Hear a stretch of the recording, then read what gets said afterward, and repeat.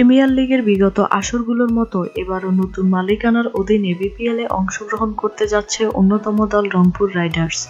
বসুন্ধরা গ্রুপের অধীনে দলটি আসন্ন বিপিএলের জন্য উঠে পড়ে লেগেছে দল গোছানোর কাজে। ইতিমধ্যে বেশ কয়েকজন বিদেশি তারকা ক্রিকেটারকে দলে ভিড়ানোর পর এবার ছক করছে স্থানীয় তারকা ক্রিকেটারদের দলে ভিড়ানোর জন্য। দলীয় সূত্র মতে গত আসরে রংপুরের হয়ে পারফরম্যান্স করা আরাফাত সানি ও রুবেল হোসেনকে আগামী আসরের জন্য দলে রেখে দিয়েছে ফ্র্যাঞ্চাইজিটি। এবার গড়ের ছেলে নাসির হোসেনকে যে কোনো মূল্যে দলে ভিড়ানোর লক্ষ্য তাদের। গত আসরে সৌম্য সরকারকে আইকন হিসেবে দলে ভিড়ালেও নামের প্রতি সুবিচার করতে ব্যর্থ হন তিনি। তাই এবার সৌম্য সরকারকে আর দলে রাখতে চায় না রংপুর। শোনা যাচ্ছে আগামী বিপিএল এর জন্য বাড়ানো হবে আইকন ক্রিকেটারের সংখ্যাও। সেক্ষেত্রে যদি নাসির হোসেনকে আইকন করা হয় তাহলে অবশ্যই নাসিরকে দলে চায় রংপুর।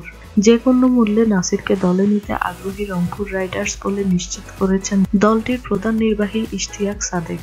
এই প্রসঙ্গে তিনি বলেন, শোনা যাচ্ছে বিপিএলে আইকন ক্রিকেটারের সংখ্যা বাড়ানো হবে।